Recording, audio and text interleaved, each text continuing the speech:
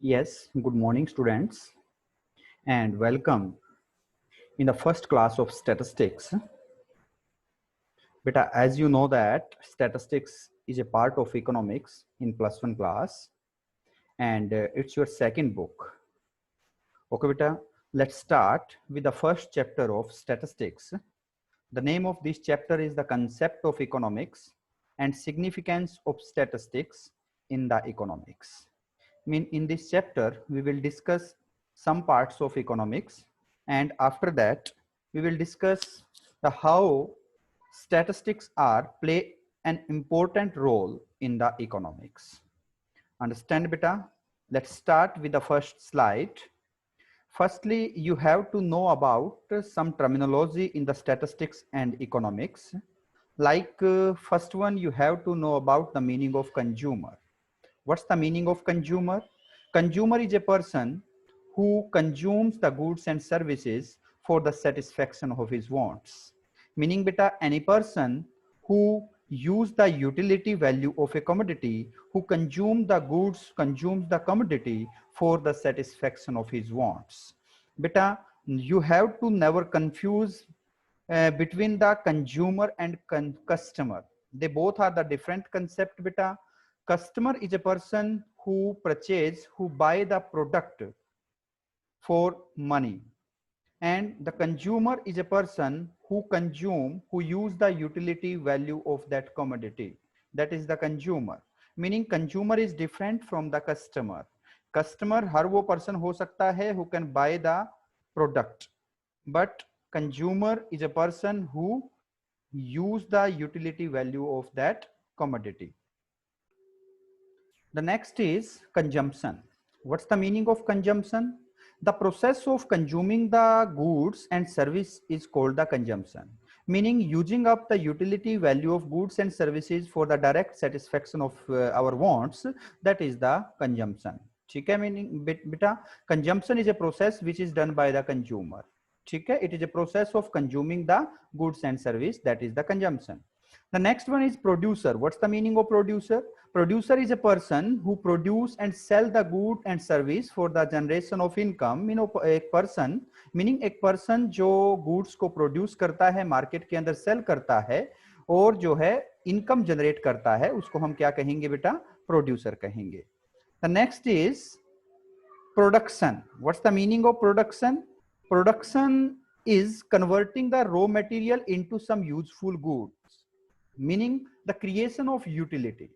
Converting the raw material, like converting the wood into the furniture, that is the production. Meaning beta, converting the raw material into some useful goods, into some useful commodity, that is the production. And production कौन करता है बेटा? Producer. ठीक है. Next one is saving. What's the meaning of saving? Saving is a part of income which is not consumed. Meaning हमारी income का वो part जो हमने कंज्यूम नहीं किया है, फ्यूचर की अनसर्टेनिटीज को मीट करने के लिए हमने उसको अपने पास एज ए सेविंग रख लिया है. इसको हम दूसरा कह सकते हैं, it is an act of absentees from the consumption. Meaning income का वो पार्ट जो कंजम्पशन से एब्सेंट रह जाता है, जिस पार्ट ऑफ इनकम को कंज्यूम नहीं किया जाता, that part of income is called the saving. Next one is the investment. What's the meaning of investment? Investment mean beta spending the money for the purpose of earning some extra money.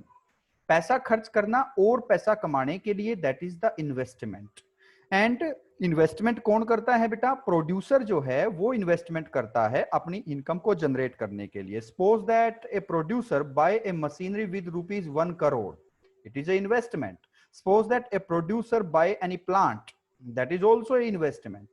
Meaning beta, investment is a expenditure by the producer on the purchase of such assets which helped to generate income. ठीक है जी, that is investment. ठीक है, यहां पे इसको correct करेंगे. एक जो लास्ट लाइन के अंदर जो परचेज ऑफ सर्च है बेटा, ये सर्च नहीं है, it's purchase of such assets. Okay जी. तो जी, these are some terminology which is used in the economics and statistics.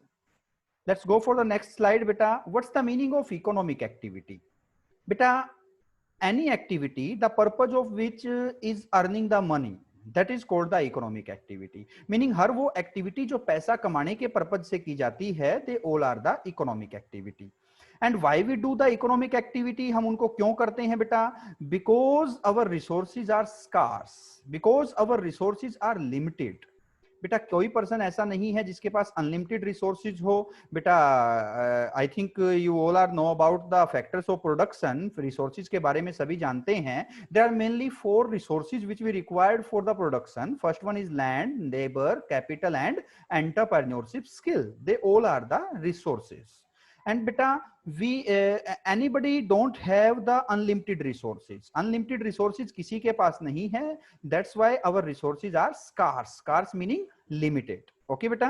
तो यहाँ पे बेटा आपको एक पिक दिख रही है, Albert Marshall. He was a famous economist. उन्होंने इकोनॉमिक एक्टिविटी की डेफिनेशन दी है, the study of mankind in the ordinary business of life. That is the definition given by the Albert Marshall. Meaning बेटा कि economic activity जो है, it is a study of mankind, it is a study of human behaviour, how a human behaviour generally mean react to adjust their income और adjust there resources to satisfying his wants. Meaning एक ordinary person कैसे behave करता है, किस तरीके से अपनी unlimited wants को लिमिटेड रिसोर्सेज के साथ एडजस्ट करता है। The next is the scarcity is the undercurrent of economic problem and therefore of economics. Meaning is beta, the main cause behind the economics is scarcity. Firstly, you have to know about the meaning of scarcity. What is the meaning of scarcity? क्या है ये scarcity? Scarcity is the lacking of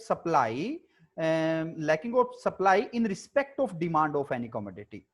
meaning बेटा किसी भी commodity की demand के comparison में उसकी सप्लाई का कम होना, that is called the scarcity. Meaning suppose that बेटा we required 1 lakh rupees and we have 80,000 rupees, तो that is the scarcity of money. Understand बेटा? और बेटा कोई भी पर्सन ऐसा नहीं है जिसके पास रिसोर्सेज अनलिमिटेड हों। रिसोर्सेज सबके पास स्कार्स होते हैं, लिमिटेड होते हैं। स्कार्सिटी को हम लिमिटेड भी कह सकते हैं बेटा। तो इसलिए ध्यान रखो, resources are always scarce in relation to our wants. Meaning our wants are unlimited and the resources are limited. That's why resources we have to allocate the resources on the best use. इसलिए बेटा हमें resources को choose करना पड़ता है। Because resources are scarce and resources have the alternative uses also. हम एक resource को कई यूज में लगा सकते हैं। Suppose that we have 1 lakh rupees, तो हम उस 1 लाख रुपीज से बहुत सारी चीजें जो है परचेज कर सकते हैं, अल्टरनेटिव थिंग्स को परचेज कर सकते हैं। Suppose that we have a piece of land, हम उस पीस ऑफ लैंड के ऊपर अल्टरनेटिव यूज उसके कर सकते हैं। We can do the agriculture on that particular piece of land, we can open any school, college, hospital on that piece of land. हम उसको किसी भी यूज के अंदर लगा सकते हैं। Resources have the alternative usages. Resources scarce हैं, रिसोर्सेज के अल्टरनेटिव यूजेज हैं, इसलिए बेटा हमें रिसोर्सेज को एलोकेट करना पड़ेगा कि हम उसको किस यूज के अंदर लगाएं। और बेटा रिसोर्सेज को बेस्ट यूज के अंदर एलोकेट करना, that is the economics. Meaning अगर रिसोर्सेज अनलिमिटेड हो जाएं, रिसोर्सेज स्कार्स ना हो, तो इकोनॉमिक्स अराइज ही नहीं होगी। अंडरस्टैंड बेटा? तो इसलिए ध्यान रखना है कि resources are always scarce in relation to our wants and resources have the alternative uses. That's why we can not escape from the problem of allocation. We have to allocate the resources on the best use. This is what we call economic problem और the problem of choice. इसलिए इसी को हम problem of choice भी कहते हैं कि हमें रिसोर्सेज को बेस्ट यूज के लिए चूज करना पड़ेगा। Understand beta? Let's go for the next slide. It's 3 distinct components of economic activity. Economic activity के 3 जो है main components क्या क्या है? The first component is consumption, second one is production, and last is distribution. First, what's the meaning of consumption? Beta, consumption is a process which is done by the consumer. It is a process of consuming the utility value of a commodity, that is called the consumption. And we know that beta, as a normal consumer, every people have the limited resources while their wants are unlimited. Like we can take an example of money. बेटा हमारे पास money क्या है? किसी भी consumer के पास money limited होती है, but उसकी वॉन्ट्स क्या है? अनलिमिटेड है। एज ए स्टूडेंट आप भी देख सकते हैं बेटा, suppose that your pocket money is 1000 rupees, but आपकी वॉन्ट्स तो बहुत ज्यादा है कि नहीं? तो इसलिए बेटा as a normal consumer, as a layman, as a common man, people have limited resources, but their wants are unlimited. How do they allocate their resources? To the purchase of different goods and services so that their satisfaction is maximized. इसलिए उसको क्या करना पड़ता है, अपने resources को best use के ऊपर लगाना पड़ता है, उसको जो है बेस्ट, जो उसके लिए सबसे एसेंशियल गुड्स है, उसको वो चीज परचेज करनी पड़ती है जिससे उसकी सेटिस्फेक्शन मैक्सिमाइज हो जाए, सेटिस्फेक्शन ज्यादा से ज्यादा उसको मिले. And this is the study of consumption. इसको हम स्टडी ऑफ कंजम्पशन कहते हैं या स्टडी ऑफ कंज्यूमर बिहेवियर कहते हैं, कि how a consumer behave with his limited income या limited resources and unlimited wants. The next one is the production. What's the meaning of production? Production is a process which is done by the producer, meaning converting the raw material into some useful goods. That is called the production. And we know that beta every producer have limited resources. Producer के पास भी resources तो unlimited नहीं है, उसके पास ना unlimited land है, ना unlimited money है, ना उसके पास अनलिमिटेड लेबर है, ना उसके पास अनलिमिटेड एंटरप्रेन्योरशिप स्किल है. दैट्स वाई बेटा उसके पास जो है लिमिटेड रिसोर्सेज हैं और उसके पास भी वैराइटीज ऑफ गुड्स है जो वो प्रोड्यूस कर सकता है, जो उसको प्रोड्यूस करने का उसका दिल करता है, उसकी इच्छा होती है. दैट्स वाई बेटा producer, how the producer use to produce store of production of which offer them maximum revenue. मतलब एक प्रोड्यूसर का मोटिव क्या होता है, अर्न द मैक्सिमम रेवेन्यू या earn the maximum profit. Every producer want to maximise his profit, उसको अपना profit maximise करना है. इसलिए बेटा उसके सामने ये प्रॉब्लम राइज होती है कि वो अपने रिसोर्सेज को किस चीज के प्रोडक्शन पे लगाए जिससे उसको ज्यादा से ज्यादा रेवेन्यू हो और ज्यादा से ज्यादा उसको प्रॉफिट अर्न हो पाए. तो यहां पे बेटा आपको समझना होगा कि what's the difference between revenue and profit. Revenue mean it is A selling price of any commodity. Suppose that बेटा एक मोबाइल फोन 10,000 रुपीज का मार्केट के अंदर सेल होता है, दैट इज द रेवेन्यू. ये कंपनी को पैसा मिलता है और माइनस उसमें से अगर कॉस्ट कर देंगे, रेवेन्यू 10,000 रुपीज जो उसका मोबाइल फोन बिका, सपोज दैट उसकी कॉस्ट 6,000 रुपीज थी, देन 4,000 इज प्रॉफिट.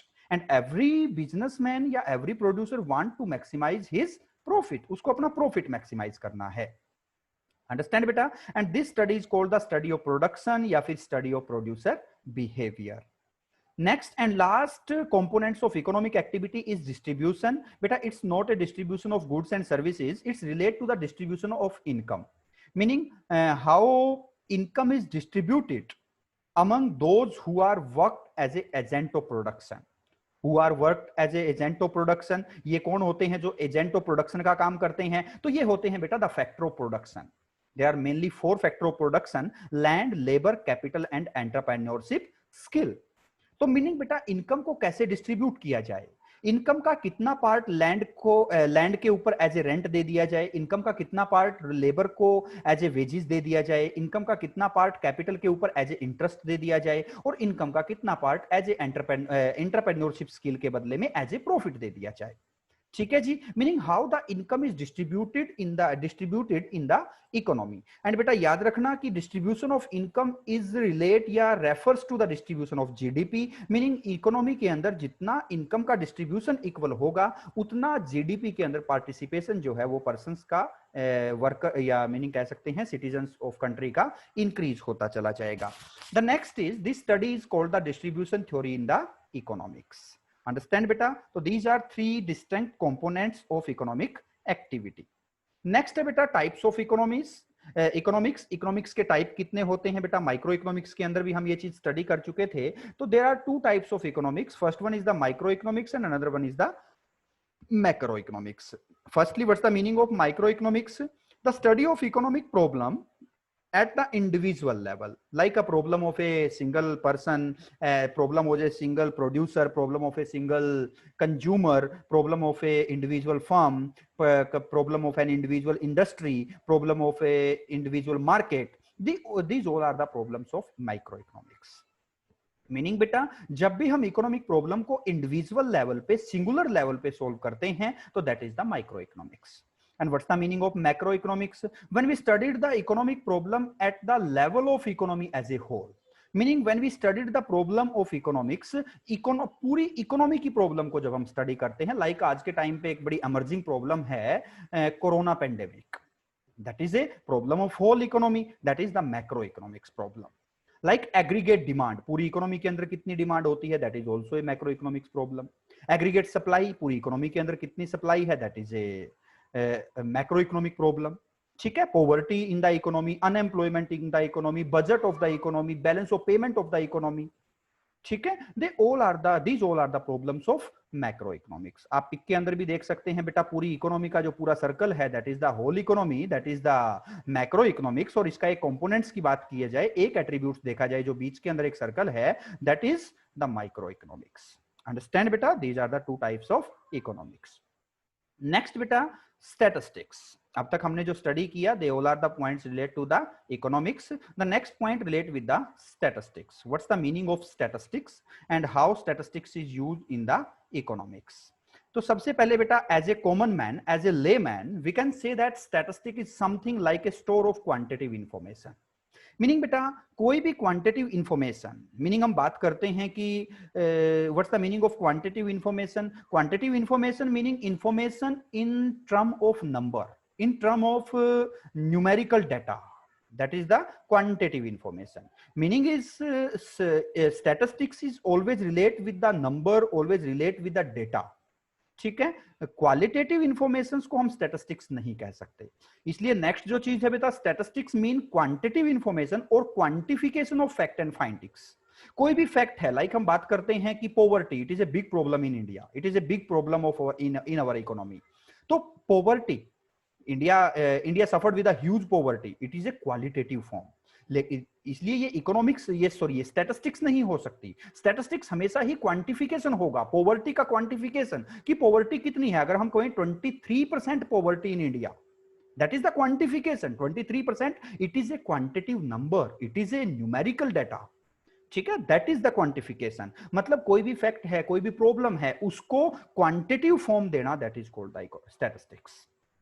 अंडरस्टैंड बेटा, और ध्यान रखना बेटा, स्टैटिस्टिक्स को हम डिफाइन कर सकते हैं सिंगुलर सेंस के अंदर भी और प्लूरल सेंस के अंदर भी। मतलब स्टैटिस्टिक्स जो है वो सिंगुलर और प्लूरल दोनों सेंस के अंदर स्टडी की जाती है। फर्स्टली बेटा हम देखेंगे कि what's the meaning of statistics as a plural sense या प्लूरल नाउन। तो यहां पे बेटा ध्यान रखना है, statistics as a plural noun mean the definition of statistics, what's the meaning of statistics.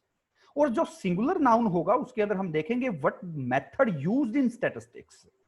Understand बेटा, तो सबसे पहले आपको समझना है statistics is plural noun, what's the meaning of this point. As a plural sense, statistics refers to the information in terms of number और the numerical data. Meaning क्या है बेटा, इंफॉर्मेशन, कोई भी मीनिंग हम कह सकते हैं प्रॉब्लम है, कोई भी इंफॉर्मेशन है जो न्यूमेरिकल फॉर्म के अंदर नंबर्स के रूप में होगी, उसको हम स्टैटिस्टिक्स कहेंगे। ठीक है, मतलब क्वालिटेटिव फॉर्म के अंदर जो इंफॉर्मेशन होगी हम उसको स्टैटिस्टिक्स नहीं कहेंगे। अंडरस्टैंड। बट एक और चीज ध्यान रखनी है बेटा, any numerical information is not statistics. मतलब सारे के सारे नंबर स्टैटिस्टिक्स नहीं होते। हम कह सकते हैं all the numbers are not statistics but all the statistics in the form of number.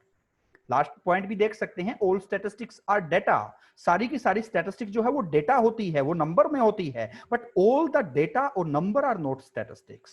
जैसे बेटा you can see that with the help of an example. Suppose that मैं कहता हूं कि I have 500 rupees in my pocket, that is not a statistics, but ये number तो है, 500 rupees it is A number, it is the quantification, but बेटा it is not statistics. लेकिन अगर मैं कहता हूं कि average pocket money of class +1 student is 800 rupees, that is average, that is in plural sense, क्योंकि इसके अंदर पूरे के पूरे क्लास +1 के स्टूडेंट्स का डाटा आ जाता है। That is the plural, that is in the plural sense, that is statistics.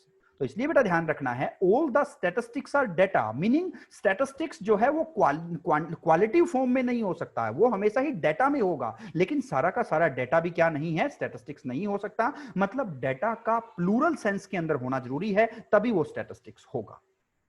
Understand बेटा, तो ये आपको ध्यान रखना है, that is the all the statistics are data but all the data are not statistics. Next बेटा इसकी डेफिनेशन जो है बाउले ने इसकी डेफिनेशन दी है, वो कहते हैं statistics are numerical statement of fact in any department of inquiry placed in relation to each other. Meaning बेटा statistics are always in the numerical statement, are always in the numerical form, जिसको हम inquire कर सकते हैं, जिसको हम आपस में एक दूसरे के साथ कंपेयर कर सकते हैं। ठीक है जी, तो that is the statistics as a plural noun. The next is what's the characteristics of statistics in the plural sense. Plural sense के अंदर statistics की क्या-क्या characteristics है, क्या-क्या इसकी feature है. The first one is aggregate of facts. Beta statistics is always in aggregates. Any single number, any individual number does not call the statistics because no conclusion can be drawn from it. Single number से हम कोई conclusion calculate नहीं कर सकते. Suppose that मैं कहता हूं mister Ram has 500 rupees in his pocket, तो हम उससे क्या रिजल्ट फाइंड आउट कर पाएंगे? क्या हम कहेंगे कि mister Ram is belongs to a very rich family, या हम कहेंगे mister Ram is belongs to a very poor family? नहीं. लेकिन जब हमें पता चलेगा कि mister Ram has 500 rupees in his pocket and the average pocket allowances या average pocket money of class +1 student is 400 rupees. Average सबके पास 400 होते हैं, राम के पास 500 है. Then we can mean take the या फाइंड द कंक्लूजन. तब हम उससे कंक्लूजन ड्रॉ कर सकते हैं कि mister Ram is belongs to a very, meaning कहते हैं सेटल्ड फैमिली, हम ये कह सकते हैं. मीनिंग क्या है बेटा? जब तक सिंगल डाटा होगा तो हम उससे कंक्लूजन फाइंड आउट नहीं कर पाएंगे, उसको हम स्टैटिस्टिक्स नहीं कहेंगे. Understand beta? That's why statistics is always relate with the aggregate combination of data. Single data cannot be called the statistics. Next one is numerically expressed. Because statistics is always expressed in the number. Meaning क्या है? हम ये जैसे qualitative expect हो सकते हैं, small and big है, rich and poor है, लेस एंड मोर है, रॉन्ग एंड राइट है. They are not called the statistics. Statistics होगा कि स्मॉल है तो कितना स्मॉल है, बिग है तो कितना बिग है, रिच है तो कितना रिच है, पुअर है तो कितना पुअर है, लेस है तो कितना है, मोर है तो कितना है. मीनिंग यहां पे हमें नंबर साथ में चाहिएगा. मीनिंग ये statistics is always expressed in the numerically form. Qualitative form के अंदर मीनिंग स्टैटिस्टिक्स को एक्सप्रेस नहीं किया जा सकता. The next one is multiplicity of the causes. Multiplicity of the causes meaning statistical data या statistics can be affected by multiple causes. बहुत सारे कॉजेस है जो स्टैटिस्टिक्स को अफेक्ट कर सकते हैं. लाइक हम बात करते हैं कि price of petrol and diesel are rapidly increased nowadays. इसके पीछे बहुत सारे रीजन हो सकते हैं. एक्साइज ड्यूटी का बढ़ना हो सकता है, इंटरनेशनल मार्केट के अंदर क्रूड ऑयल के प्राइसेस का बढ़ना हो सकता है. There can be many cause behind any statistics. That's why बेटा statistics is affected by the multiple causes. Next one is reasonable accuracy. बेटा when we collect the statistical data, जब भी हमें स्टैटिस्टिकल डेटा कैलकुलेट करना है, collect करना है, we should always use the reasonable accuracy. ऐसा नहीं है कि हम बहुत ही ज्यादा एस्टिमेटेड डाटा को यूज कर लें.